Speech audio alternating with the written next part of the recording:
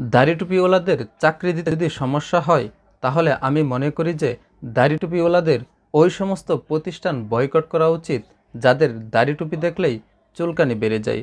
দর্শক, আমাদের বাংলাদেশে 95% মুসলিমের বসবাস। এই 95% মুসলিমের দেশে আড়ংয়ের মতো একটা প্রতিষ্ঠানে আপনার শত যোগ্যতা থাকার পরেও চাকরি হবে না যদি আপনার মুখে দাড়ি টুপি থাকে। দর্শক, আজকের ভিডিওটা দেখে আমি যতটা না আঘাত পেয়েছি আপনিও ঠিক ততটা আঘাত পাবেন যদি একজন মুসলিম হয়ে থাকেন। দর্শক, এর আগেও আমি আড়ংকে নিয়ে একটা ভিডিও তৈরি করেছিলাম যেখানে আমি দেখিয়েছিলাম যে হিজাব নিকাব পরা একটা মহিলাকে তারা আড়ং কোম্পানিতে ঢুকতে দিছে না, যার কারণে তার স্বামী এসে সেখানে প্রতিবাদ করতেছে যে কেন আপনারা ঢুকতে দেবেন না। তখন তারা বলতেছিল যে হিজাব নিকাব পরা আছে বলেই তারা ভিতরে প্রবেশ করতে দিচ্ছে না। তার মানে বোঝাচ্ছে যে আড়ংয়ে হিজাব নিকাব নট অ্যালাউ। তো দর্শক, আমরা মনে করি আমরা যদি মুসলিম হয়ে থাকি, নিজেকে যদি একজন মুসলিম দাবি করে থাকি, তাহলে আমাদের সকলের এই আড়ংকে বয়কট করা দরকার। এরা হচ্ছে আমাদের ইসলামের শত্রু, আমাদের দেশের শত্রু। তো দর্শক, বেশি কথা বলবো না, চলুন সেই দাড়িওয়ালার সাথে আড়ং কোম্পানি কী ধরনের বিহেভ করেছে আমরা সরাসরি ভিডিও থেকে দেখে আসি।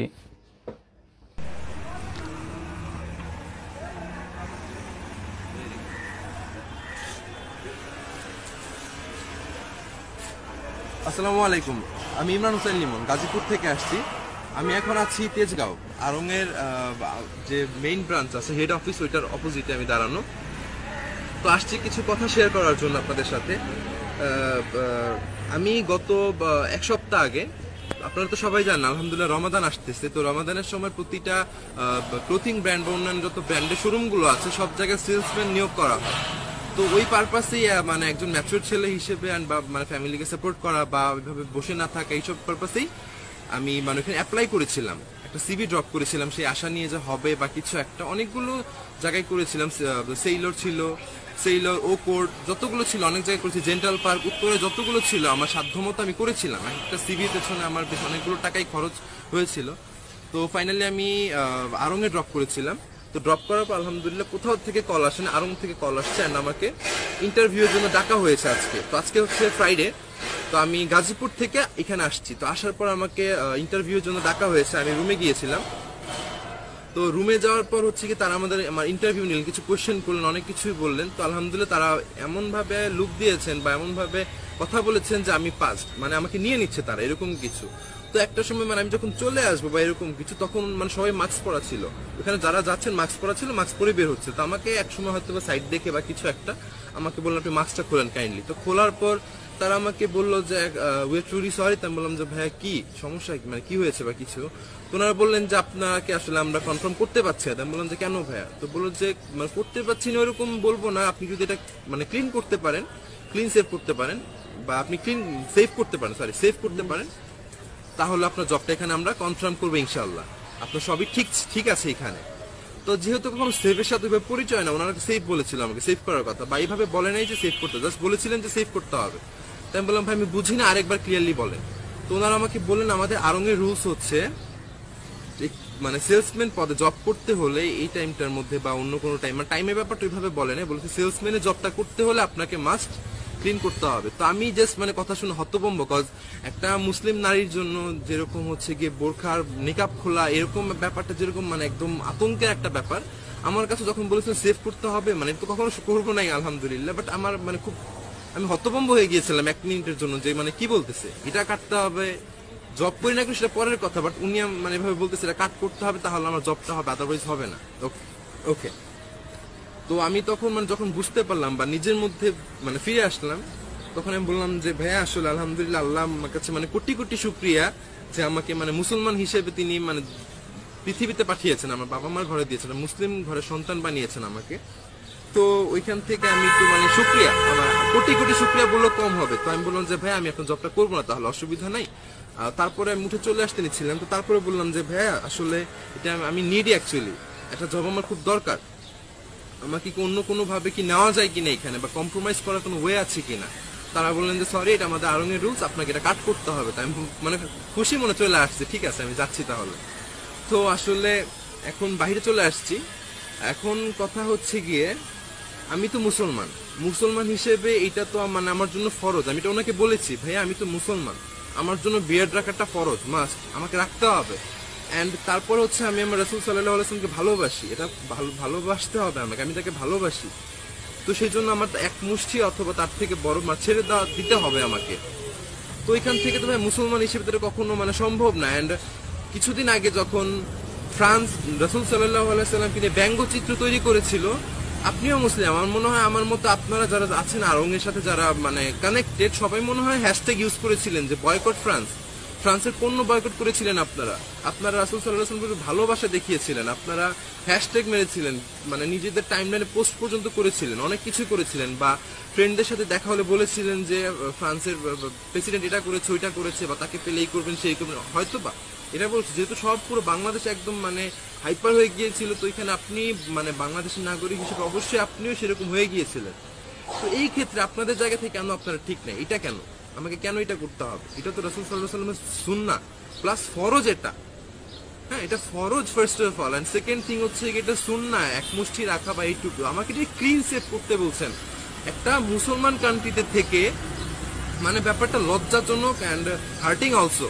একটা মুসলমান কান্ট্রিতে থেকে আমাকে মানে আমার এই যে একটা ছেলে যেখানে জব করে খেতে চাচ্ছে, আমি honours second year student, pharmacy department, ইউনিভার্সিটির নাম বললাম না, অনেক প্রবলেমও হতে পারে, আসলে বাংলাদেশ তো মুখ খুলে কিছু বলা যায় না, তো ইউনিভার্সিটির নাম বললাম না, আমি অনার্স সেকেন্ড ইয়ারে আছি ফার্মেসি ডিপার্টমেন্টে। হ্যাঁ, তো সেই আমি ওইখান থেকে স্টুডেন্ট মানে পার্ট টাইম জব প্লাস যেহেতু রমাদানে বন্ধ আছে সেই জন্য আমি কিছু করতে চাচ্ছি, তো আমাকে সেখানে সুযোগ দেওয়া হচ্ছে না। আর সুযোগ দেওয়া হচ্ছে না সেটা অন্য কোনো রিজন হলে আমি মেনে নিতাম, বাট আমার যদি কোয়ালিফিকেশনে কমতি থাকতো বা তারা যেসব জিনিস দেখেছে ওইসবের মধ্যে কমতি থাকতো আমি মেনে নিতাম, ফাইন, আমার মধ্যে কমতি আছে, আমি পারি নাই, বা আমার মধ্যে ওই জিনিসটা নাই এই জন্য আমি পাই নাই।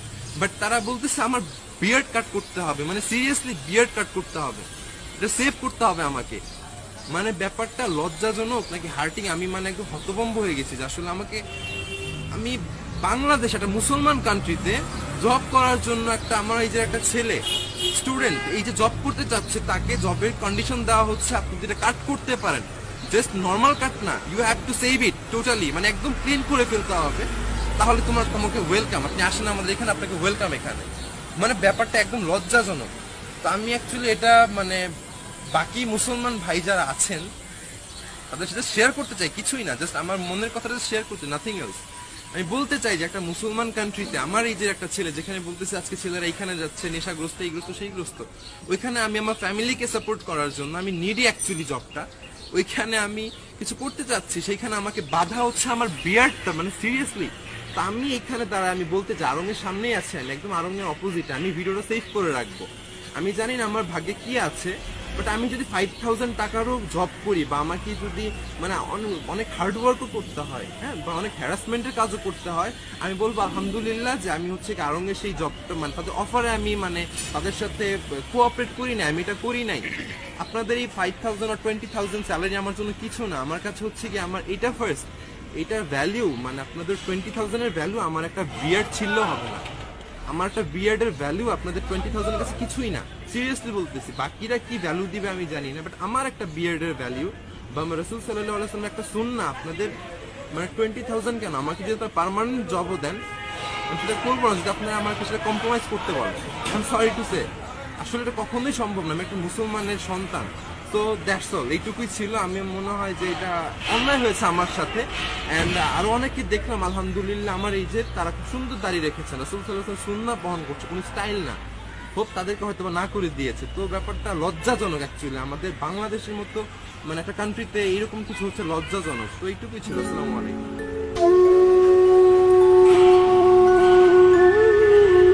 তো দর্শক, আশা করি সম্পূর্ণ ভিডিওটা আপনারা মনোযোগ সহকারে দেখেছেন।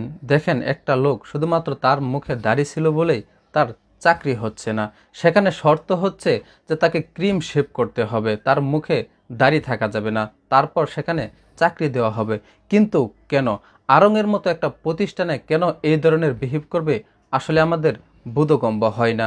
দর্শক, এর আগে আমরা দেখিয়েছিলাম যেখানে হিজাব নিকাব পরা কোনো মহিলাকে প্রবেশ করতে দেওয়া হচ্ছিল না, এখন আমরা দেখতে পেয়েছি একজন দাড়িওয়ালা লোককে সেই কোম্পানিতে চাকরি দেওয়া হচ্ছে না। তার মানে তারা কি বোঝাতে যাচ্ছে? তারা হচ্ছে ইসলামের শত্রু। সব কিছু খুলে বলতে হয় না, কিছু জিনিস আছে যেগুলা দেখে মানুষ অনুমান করতে পারে, বুঝতে পারে। আমরা আড়ংয়ের এই বিহেভগুলা, এই আচরণগুলা দেখে আমরা বুঝতে পারি আড়ং হচ্ছে আমাদের ইসলামের শত্রু, আমাদের দেশের শত্রু। সো আপনাদের কাছে অনুরোধ থাকবে আপনারা আড়ংকে বয়কট করুন। দর্শক, আপনারা একটু খেয়াল করে দেখেন, ইতিপূর্বে আমাদের দেশে ৭১ টিভি চ্যানেল, যেটা কিনা ইসলাম বিদ্বেষী কথাবার্তা বলেছিল, সেখানে আমরা সকলে মিলে প্রতিবাদ করেছিলাম। যেখানে ইউটিউব চ্যানেলে ৭১ টিভির ইউটিউব চ্যানেলে প্রায় ৭ মিলিয়ন সাবস্ক্রাইবার ছিল, সেখানে আমরা আনসাবস্ক্রাইবার করতে করতে ১ মিলিয়নে নিয়ে আসছিলাম। অর্থাৎ আমরা সকলে মিলে যদি প্রতিবাদ করি তাহলে সব কিছুই করা সম্ভব। তো দর্শক, আমরা এই আড়ংয়ের বিরুদ্ধে যদি প্রতিবাদ জানাই, আমরা যদি নিজ নিজ জায়গা থেকে আড়ংকে বয়কট করি, তাহলে বুঝতে পারবে যে মুসলমানদের বিরুদ্ধে লাগলে সেটার ভয়াবহতা কতটা প্রকট হতে পারে। তো দর্শক, আজকের এই ভিডিও সম্পর্কে আপনাদের কোনো মতামত থাকলে অবশ্যই আপনারা কমেন্ট বক্সে জানাবেন। তো আজকের ভিডিও এই পর্যন্তই ছিল, দেখা হবে পরবর্তী কোনো ভিডিওতে। সেই পর্যন্ত সবাই ভালো থাকবেন, সুস্থ থাকবেন, খোদা হাফেজ।